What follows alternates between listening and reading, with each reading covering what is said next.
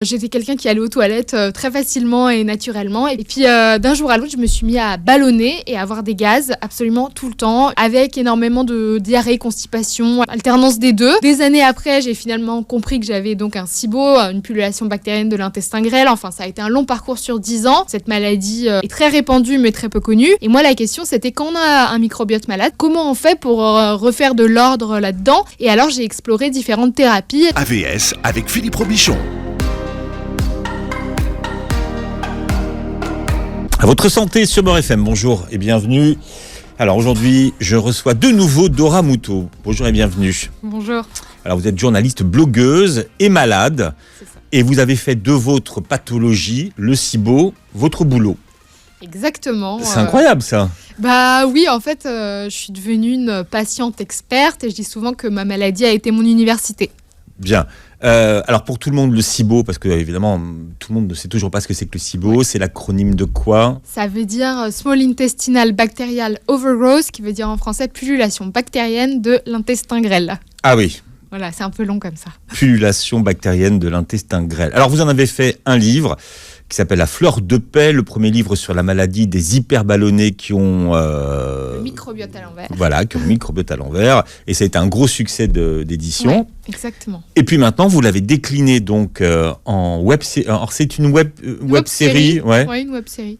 sur Arte, Ouais, qu'on peut regarder. Donc, exactement. Sur Arte, France TV et TV5 Monde. donc ça, vous pouvez le voir quand vous voulez. En ligne, tout le temps. Donc il y a 6 épisodes de moins de 15 minutes. Ouais. C'est un drôle de format. En tout cas, c'est un format qui n'est pas habituel. Non, c'est un format qui n'est pas habituel. En fait, l'idée, c'était d'explorer des thérapies du microbiote. Donc, quand vous avez un microbiote malade, alors il peut être malade parce que vous avez des problèmes de digestion, ou par exemple, vous pouvez avoir un microbiote malade avec de l'autisme ou la maladie de Parkinson. On peut aussi avoir un microbiote malade. Et moi, la question, c'était quand on a un microbiote malade, c'est-à-dire toutes ces bactéries des intestins qui sont censées être en harmonie, qui tout d'un coup sont en disharmonie, et ben comment on fait pour refaire de l'ordre là-dedans? Et alors j'ai exploré différentes thérapies, des thérapies relativement simples, comme la nutrition, les probiotiques, ce sont... Alors, on verra, on voilà. a le temps. Mais donc vous avez joué la journaliste malade Ouais, et vous avez exactement. enquêté sur les différentes thérapies. Ouais. Bon, alors tout a commencé pour vous comment, en gros? Alors, mon problème de santé a commencé il y a plus de 10 ans. J'étais quelqu'un qui allait aux toilettes très facilement et naturellement. Et puis d'un jour à Ça, l'autre... c'était avant. Ouais, ça c'était avant.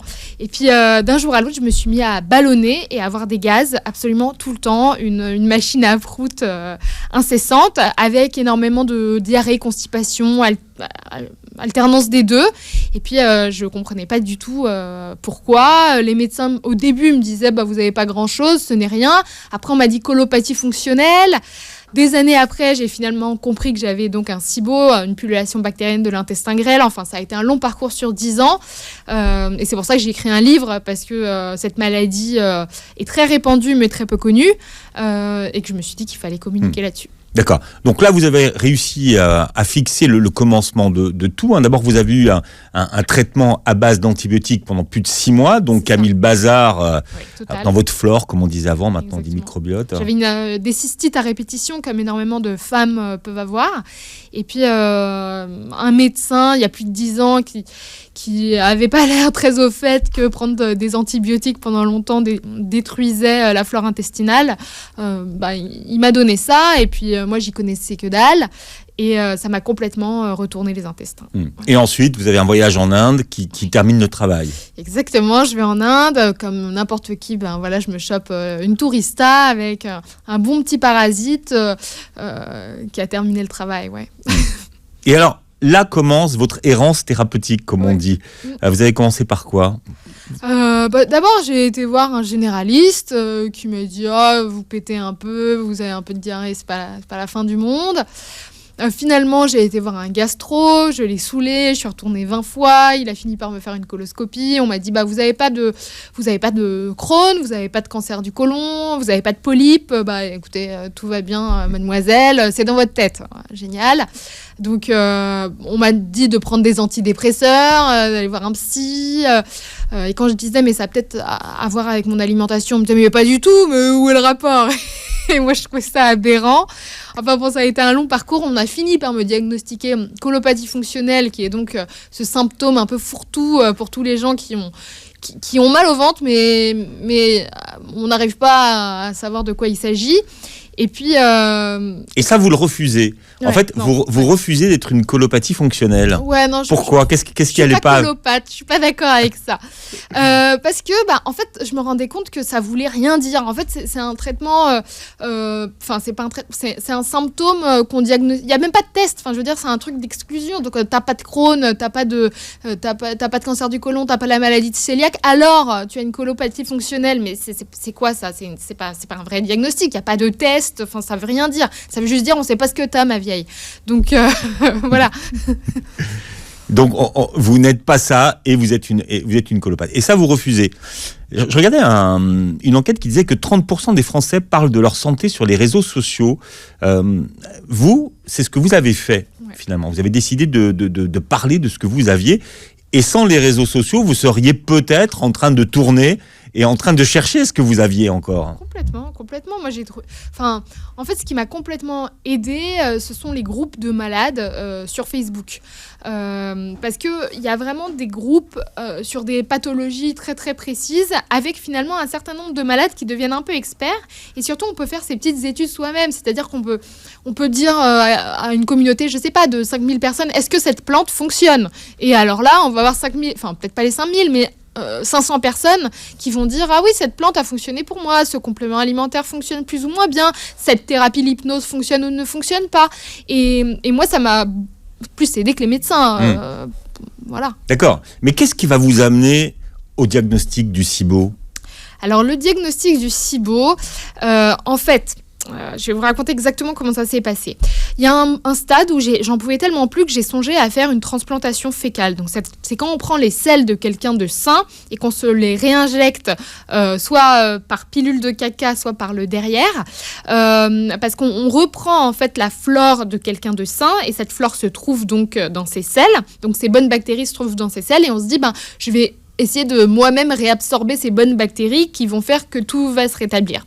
Et donc, il y avait un moment où il y avait pas mal de presse autour de cette thérapie-là, parce que ça se faisait dans certains hôpitaux en France sur une pathologie en particulier qui s'appelle le Clostridium difficile. Mais le Clostridium difficile, c'est une pathologie, enfin c'est une bactérie qui peut être mortelle. Et donc, j'avais beaucoup lu autour de ce sujet-là et je m'étais dit, pourquoi pas pour moi. Et donc, en France, moi, je n'y avais pas accès. Mais dans d'autres pays, il y a des cliniques qui le font. Donc, moi, j'appelle la clinique et je leur dis, voilà, j'aimerais le faire, etc. Et là, ils me disent, OK, mais il faut vérifier si vous n'avez pas un SIBO avant. Parce que si vous avez un SIBO, la transplantation fécale ne fonctionnera qu'après le traitement du SIBO. Et donc, moi qui avais déjà entendu parler du SIBO, j'avais déjà lu des articles, mais je m'étais dit ça y ressemble, mais en fait en France on m'en avait tellement jamais parlé. Chaque fois que j'en parlais à des médecins, ils me regardaient en me disant ça n'existe pas. C'est un peu comme la fibromyalgie, vous savez, ces maladies, ces maladies dont on dit qu'elles n'existent pas. Oui, comme la maladie de Lyme pour certains, enfin bon, voilà. Non, voilà. Et du coup, on me disait non, mais ça n'existe pas. Et puis là, quand donc cette clinique en Angleterre m'a dit non, mais il faut vérifier si vous avez un SIBO, et voilà comment on vérifie comment on a un SIBO, je me suis dit, ok, cette fois-ci, vu que je veux absolument faire cette transplantation fécale rapidement, je vais aller vraiment vérifier si j'ai un SIBO. Et donc, j'ai commencé à appeler tous les CHU de France pour chercher s'ils avaient la machine qui permet de diagnostiquer un SIBO, qui est une machine qui repère certains gaz dans votre souffle. Et donc voilà, j'ai appelé, j'ai fini par trouver. Alors c'est quoi l'examen ? Parce que ça c'est intéressant, l'examen qui permet de faire le diagnostic du SIBO. C'est ça ? C'est quoi ? Vous soufflez dans un tube ? En fait, vous soufflez dans une machine qui va analyser vos gaz toutes les 15 minutes en fait.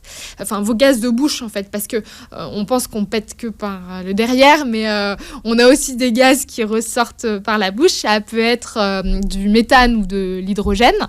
Il y en a d'autres, mais bon, c'est les plus connus. Et donc, normalement, on n'est pas censé en produire 3 tonnes après avoir mangé du sucre. Parce que là, on nous donne une formulation qu'on absorbe. Et normalement, quelqu'un qui n'a pas trop de bactéries dans l'intestin grêle va avoir peut-être des gaz dans le souffle, mais ça va être 1 heure après, 2 heures après.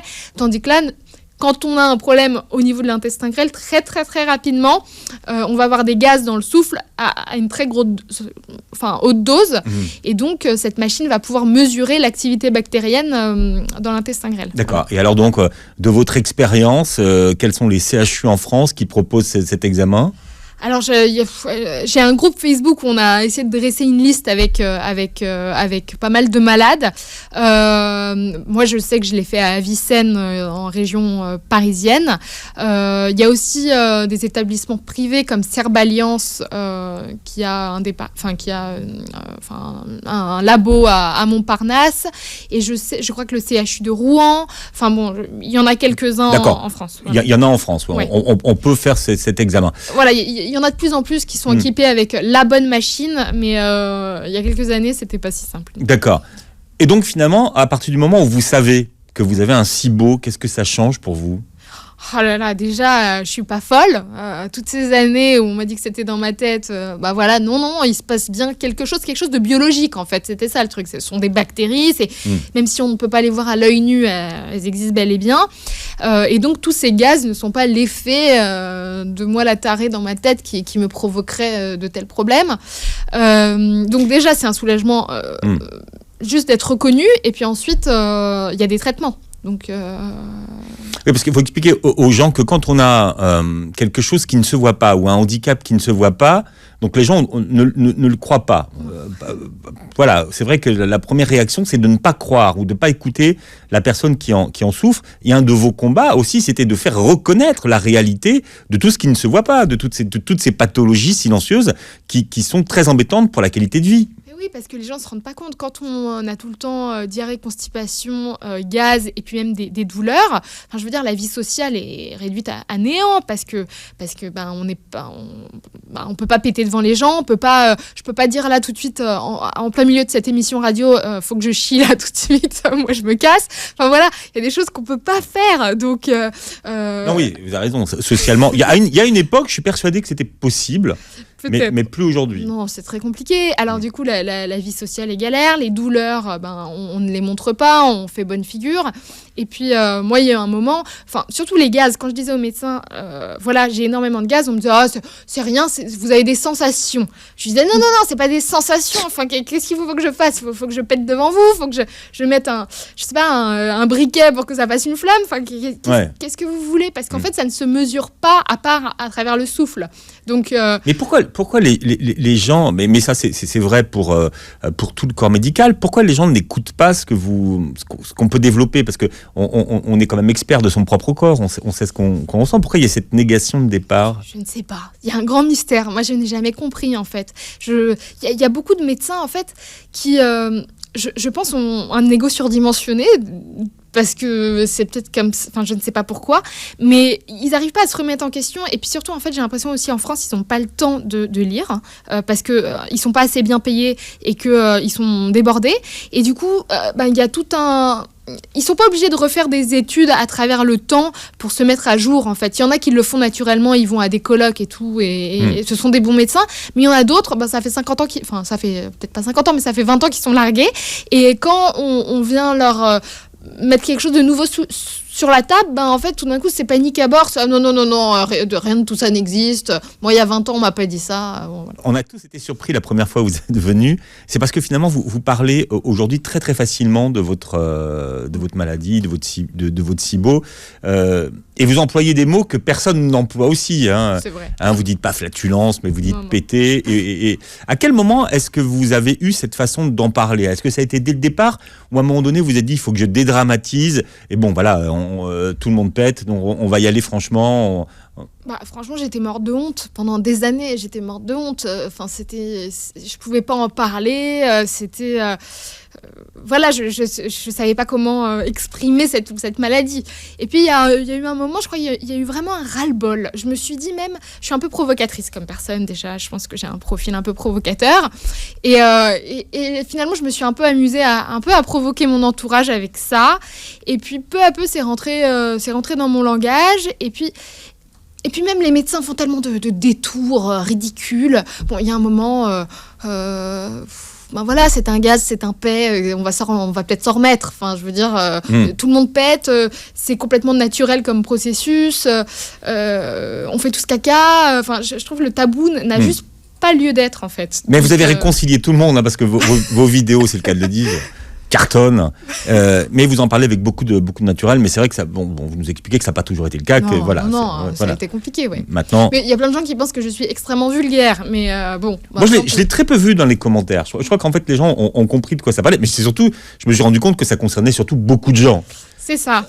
Et alors, est-ce que vous avez réussi votre pari, puisqu'un de vos paris de départ, c'était que, on va dire, la société s'empare de cette thématique. Est-ce que aujourd'hui, on peut dire que le SIBO a pignon sur rue ou pas? Alors oui, le grand moment où j'ai pleuré carrément en me disant j'ai réussi ma mission, c'est quand il y a eu un dossier sur le journal de la santé, sur le service public.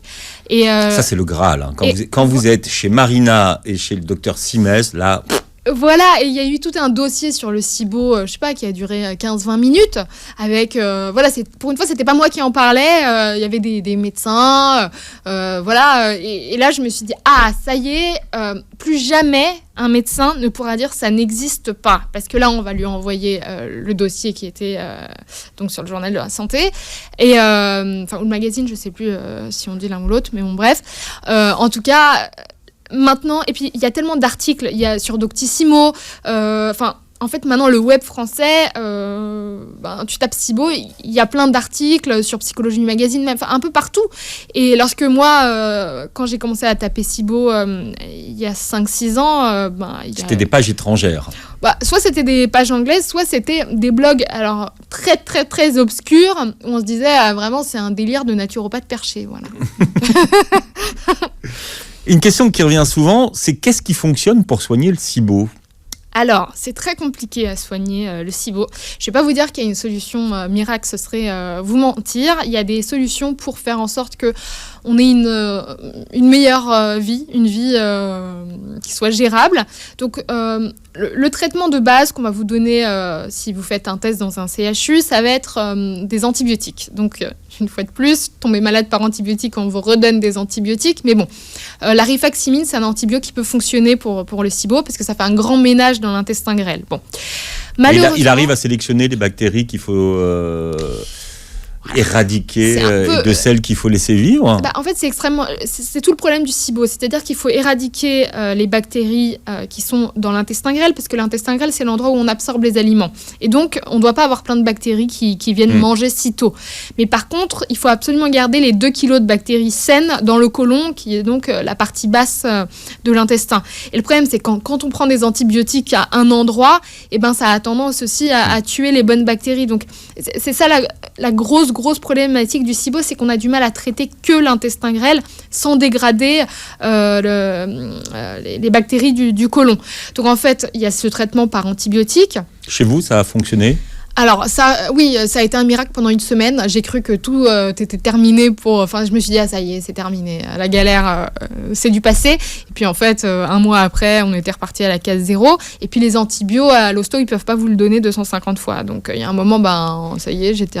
Donc, échec thérapeutique. Exactement. Et là, je me suis beaucoup plus intéressée à la phytothérapie et à la naturo, où là, il y a des réponses pour le SIBO. Donc, ça a été à travers des plantes, à travers des minéraux, pour à la fois calmer la paroi intestinale, parce qu'en fait, on a une paroi intestinale qui est abîmée. Les Américains appellent ça leaky gut, donc c'est un intestin passoire, en fait, parce que les bactéries qui sont là abîment, en fait, au bout d'un moment, la paroi intestinale et commencent, en fait, un peu à la grignoter, et à grignoter le mucus qui protège, en fait,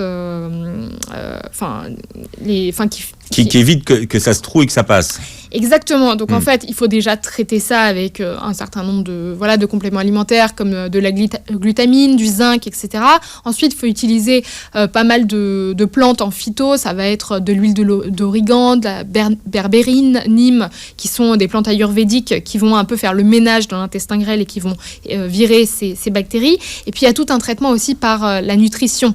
C'est-à-dire qu'il y a des... En fait... ces bactéries-là aiment particulièrement le sucre et les fibres. Donc en fait, il va falloir réduire la dose de sucre et de féculents et de céréales qu'on va en fait ingérer pour aller vers un régime qui est relativement carné, parce qu'en fait, ces bactéries-là... À un moment, on le voit dans la web-série, vous essayez ce qu'on appelle le régime FODMAP. Ouais. C'est de ça dont vous parlez, ça se rapproche de ça, en tout cas, la façon de s'alimenter. Oui, en fait, les FODMAP, ce sont certains aliments qui sont plus fermentescibles que d'autres, et donc il y a une université qui s'appelle la Monash University en Australie, qui a pu faire une sélection donc, des aliments les plus fermentescibles, et donc le régime FODMAP est un régime où on enlève, en fait, ces aliments-là. Moi, je recommande même un régime plus compliqué que le régime FODMAP. C'est un mélange du régime FODMAP et du régime SCD, qui est un autre régime. Alors, qu'est-ce que c'est que le régime SCD ? Alors, le régime SCD, c'est un régime où justement on enlève aussi les féculents. C'est-à-dire que c'est un régime extrêmement carné, qu'on peut appeler cétogène, paléo, qui est un régime en fait avec énormément de protéines animales et peu de fibres et pas de sucre et de féculents pendant un temps. C'est-à-dire que ça permet vraiment un apaisement profond des intestins, de ne pas en fait nourrir ces bactéries problématiques. Et c'est pas un régime qu'on fait pendant 100 ans. Mais je veux dire, pour moi, en cas de crise, faire ce régime-là pendant 1 mois ou 2, ça peut vraiment vous sauver, quoi. Donc, et qui vous a aidé justement dans cette approche, on va dire, avec les plantes, la nutrition ? Vous l'avez fait toute seule ou vous êtes allé voir des spécialistes qui vous ont accompagné ? Alors, il y a eu un gros apprentissage toute seule. J'ai passé des heures et des heures à lire... je sais pas, des livres en phytothérapie, à lire aussi sur des groupes, sur des forums, juste lire ce que les gens qui allaient mieux disaient. Et ensuite, je me suis fait accompagner par une naturopathe sur Skype qui avait été formée aux États-Unis. Donc voilà, ça s'est un peu fait comme ça. Et puis aussi, les médecins qui sont formés en micronutrition sont relativement compétents pour soigner le SIBO, parce qu'en fait... Alors, c'est quoi la micronutrition ? En fait, ce sont les carences nutritionnelles qu'on peut avoir. Par exemple, un intestin irrité, ça peut être aussi juste... Enfin, pas que, mais ça peut être parce qu'on manque de zinc, par exemple, ou qu'on manque de magnésium. Et alors, le truc, c'est que, un médecin généraliste peut vous faire un certain nombre de tests, mais les tests qu'on appelle de biologie préventive, eux, ne vont pas être remboursés par la sécurité sociale. Ça coûte un certain coût, mais ça permet de se rendre compte... parce que, en fait, le corps, c'est plein de petits processus chimiques, et il peut y avoir juste un petit processus chimique qui bug, et qui fait que toute la chaîne va commencer à déconner. Donc, parfois, ça va être une histoire de zinc, de magnésium, la vitamine D3, disons, qui est très bonne pour le fonctionnement intestinal. Ça peut être tout ça, quoi. D'accord. Alors, est-ce qu'aujourd'hui, pour reprendre le titre de votre livre, vous êtes toujours à fleur de paix, ou alors est-ce que finalement, vous avez moins de gaz ? J'ai beaucoup moins de gaz, beaucoup moins de gaz, mais ça demande une organisation. Si je me laisse complètement aller comme quelqu'un qui n'aurait rien à manger, des petits pains au chocolat le matin et des pâtes à midi, je peux vous dire que là, je serais en train de péter devant vous. Voilà. D'accord. Donc, ça veut dire que vous êtes sous surveillance à vie, et que vous êtes tout obligé de surveiller votre alimentation, quoi. C'est ça. Donc moi, j'estime que je ne suis pas guérie. J'estime que je sais manager cette maladie. Mais moi, j'aimerais bien mettre un point final au problème et aller me goinfrer à la boulangerie d'à côté. Ça me plairait bien. Ouais. Alors, vous parliez tout à l'heure de transplantation fécale. Dans le reportage, dans la web-série, vous partez aller voir le spécialiste, parce qu'en France, il n'y en a pas encore pour l'instant. Il y a des spécialistes de la transplantation fécale en France dans les hôpitaux, mais spécialisés dans le Clostridium difficile, donc c'est-à-dire dans ce traitement-là. Donc vous y allez, vous allez voir en quoi ça fonctionne. Alors on apprend comment faire les différentes étapes. Je peux vous assurer ça, il faut s'accrocher un petit peu. Oui.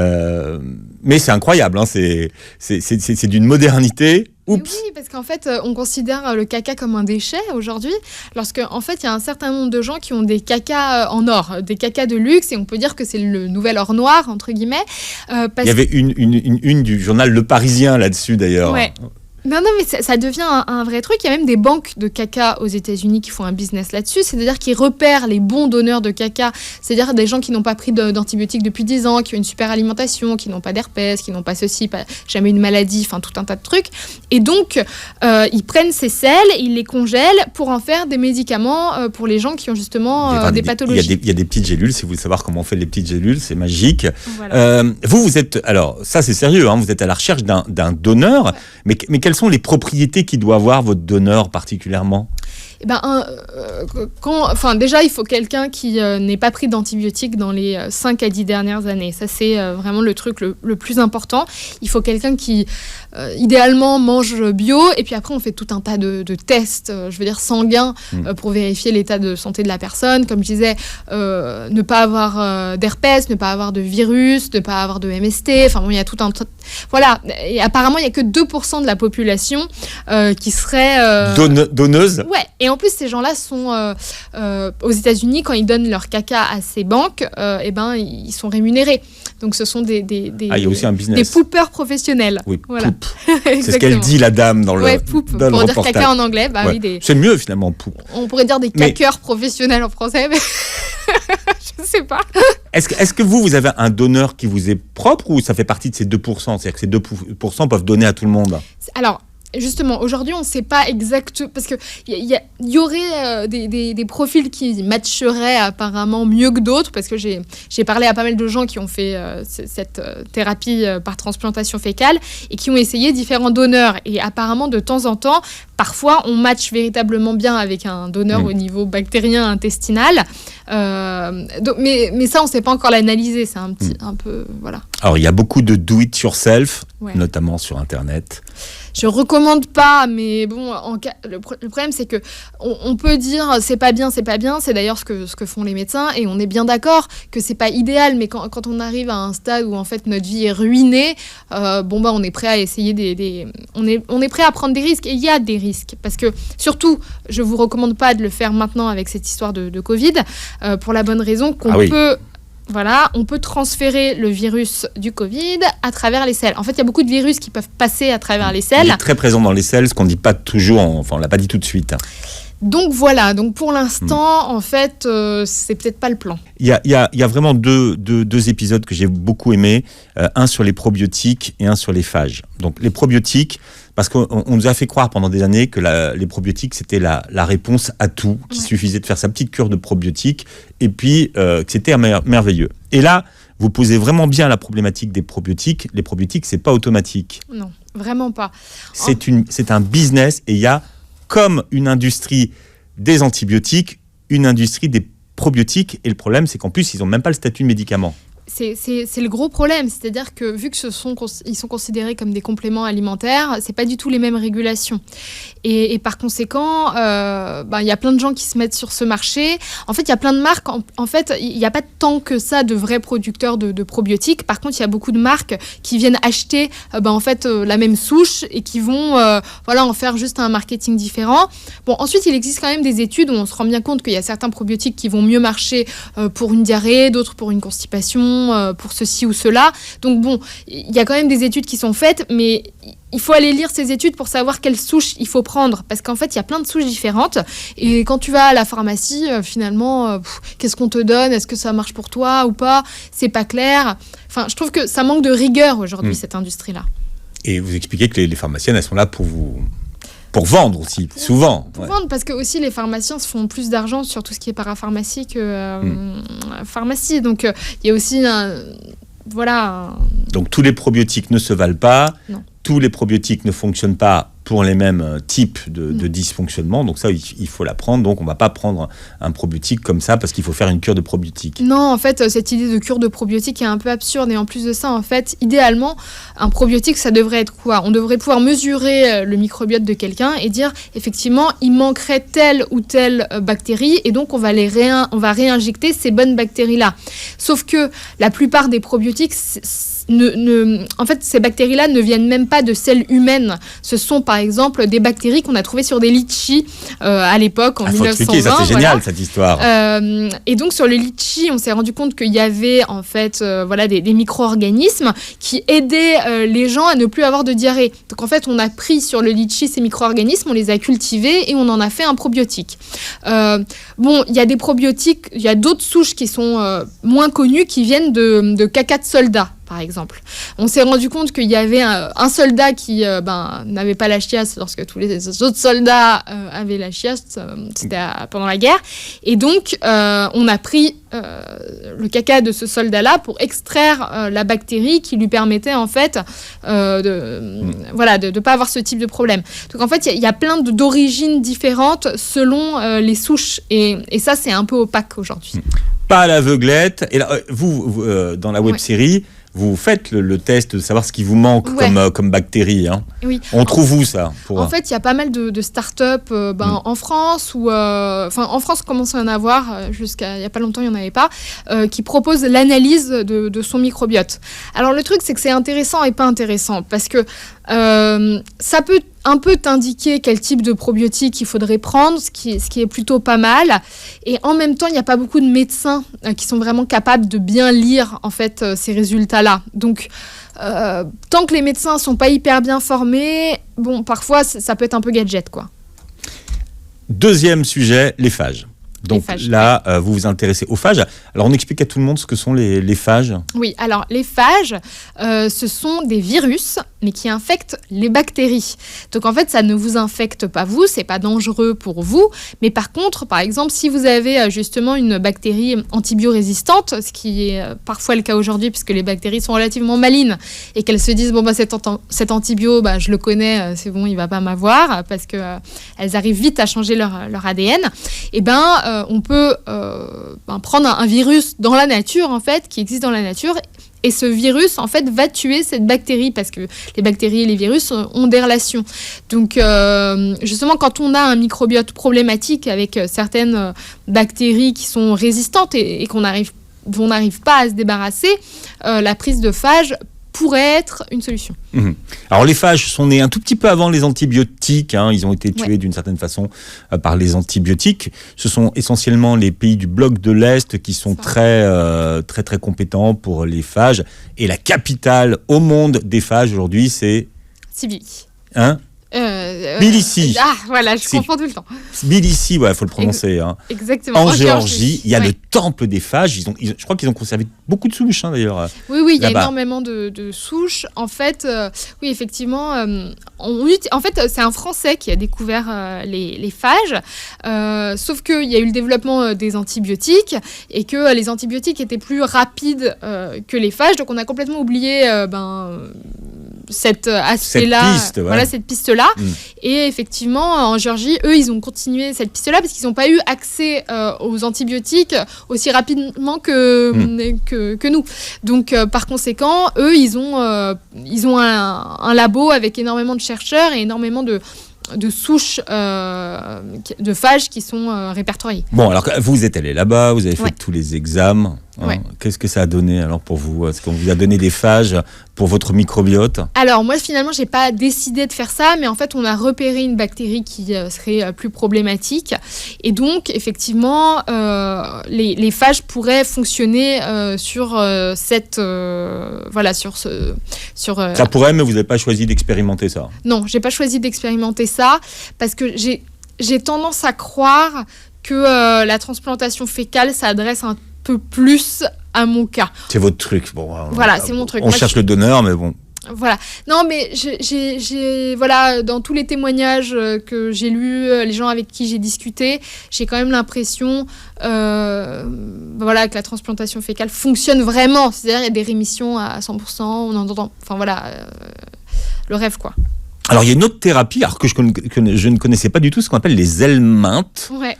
Ça, c'est autre chose. Ça, c'est bien aussi, ça. Alors, les helminths, ce sont des vers. En fait, on a tendance à penser que avoir des vers dans ses intestins, c'est forcément un problème, c'est pathogène, faut absolument pas avoir de vers dans l'intestin. Mais en fait, ce serait pas vrai. C'est-à-dire qu'on aurait évolué et avec des micro-organismes, des bactéries, etc., et avec des vers. Et ces vers agiraient un peu comme une sorte de vaccin, c'est-à-dire que ça entraînerait le système immunitaire. C'est un peu l'idée. Et donc, certains chercheurs aux États-Unis pensent qu'il faut réinjecter des vers qui nous sont bénéfiques dans nos intestins, ce qui empêcherait d'avoir tout un tas d'allergies à la fois alimentaires, mais aussi juste des allergies, le rhume des foins et compagnie. Donc, ça se boit, hein, ce sont des vers qu'on boit. C'est miniature, on les voit pas. En fait, soit on les boit, soit il y a des vers qui passent par la peau.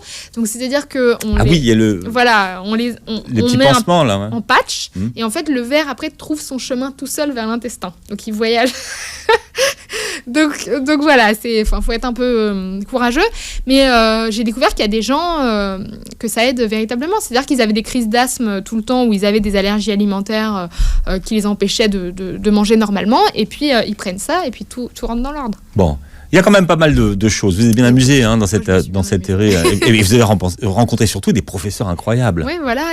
En fait, moi, je me suis dit que tous ces médecins, professeurs, chercheurs, j'aurais aimé les mettre dans une même pièce pour qu'ils trouvent la solution. Parce que je pense que la solution existe, mais que ces gens ne se rencontrent pas. Et puis, c'est des pistes thérapeutiques différentes. Ouais. Bon. Est-ce que vous connaissez un bon remède contre la constipation ?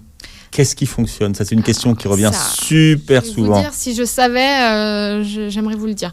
La constipation, c'est extrêmement compliqué à régler parce qu'on ne sait pas grand-chose du péristaltisme, qui est donc ce mouvement naturel de l'intestin. On sait qu'aujourd'hui, quand on a, par exemple, certaines infections après une tourista, certaines bactéries vont pouvoir comme désactiver dans le cerveau, entre guillemets, parce qu'elles vont produire des toxines qui vont en fait désactiver ce mouvement naturel. Et une fois que ce mouvement naturel est désactivé, c'est galère. Il y a beaucoup de gens qui disent que le psyllium marche bien. Ça s'achète dans n'importe quel truc bio. Moi, je trouve qu'il y a une plante qui fonctionne bien, mais qu'on ne peut pas prendre longtemps, qui s'appelle le séné. Et qui est une plante qui remet en route ce mouvement. Mais le problème, c'est qu'au bout de 3 semaines, le séné devient irritant. Donc, voilà. Oui, là aussi, il faut le savoir, donc c'est toujours pareil. C'est pas miracle. Ouais. Vous devez avoir une base de données incroyable depuis la sortie de votre livre et toutes vos interventions, puisqu'en fait, ce sont des sujets qui font tellement réagir les gens. Qu'est-ce que vous avez fait de toutes ces données, toutes ces questions, de toutes ces... J'hésite à embaucher un data scientist pour classer l'info, parce que...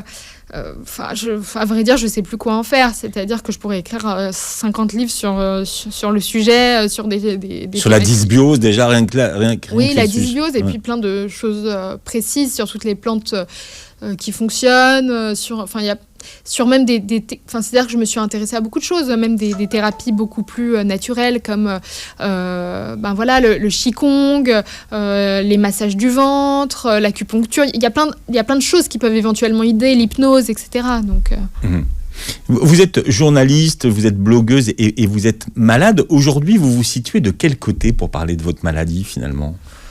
Je dis que je suis patiente experte. Voilà, je suis une malade journaliste, en fait. Donc, je suis à la fois malade et à la fois, j'ai les outils et la méthodologie pour comprendre ce qui m'arrive. Et je pense que je pourrais aujourd'hui l'appliquer, en fait, un peu à n'importe quelle maladie. C'est ça qui est intéressant. C'est-à-dire que si je me mettais demain... Le process, vous voulez dire, de recherche. Exactement. Parce qu'il y a énormément de recherche. Oui, c'est ça. Et de veille. De veille. Ouais. Vous disiez tout à l'heure que vous aviez un profil un tout petit peu à part. Provocatrice. Vous êtes une ovni, vous êtes une autodidacte. Vous n'avez pas eu le bac, mais vous avez un master. Oui. Oups. Oups, exactement. C'est possible. C'est possible. Oui, c'est possible. Non, mais c'est vous, tout ça. Et en fait, vous vous emparez de tous les sujets, finalement, qui vous intéressent. Ouais, en fait, moi, je n'arrive pas à apprendre si les choses ne me passionnent pas. C'est pas possible. Je n'ai rien à cirer. C'est pour ça que l'école était extrêmement compliquée pour moi. C'est-à-dire que qu'est-ce que j'en avais à foutre qu'on me parle de ça ou de ça ? C'était pas le timing, on va dire. C'est-à-dire la science, moi j'étais extrêmement mauvaise au lycée. C'était un 0 pointé partout. Et en fait, je pensais littéralement être une débile mentale de tout ce qui était scientifique. Et en fait, le jour où il a fallu parce que qui allait résoudre mon problème de santé à part moi? Et ben, je me suis rendu compte que je comprenais très très bien la biologie, que je pouvais... en fait, si je m'y mets, c'est juste une question de temps, en fait. Peut-être que ça va prendre peut-être pour quelqu'un d'autre, ça va prendre 1 an. Moi, ça prendra peut-être 5. Et alors, qu'est-ce qu'on s'en fout, en fait? Si au final, j'ai mieux compris que l'autre, on n'en a rien à cirer. Votre livre donc s'appelle À fleur de paix, le premier livre sur la maladie des hyperabandonnés qui ont un microbiote à l'envers. Donc ça, c'est chez Très Daniel. Et puis, vous pouvez regarder, si vous êtes plus phlématique que C'est ça. que de lire, vous pouvez regarder sur Arte Comment j'ai hacké mes intestins, une web série en 6 épisodes. Exactement. Voilà, et puis vous pouvez commenter la vidéo de l'émission sur YouTube, sur la chaîne YouTube de Beurre FM, et réécouter l'émission en podcast. Merci Dora. Merci à vous. Et très belle journée santé sur Beurre FM.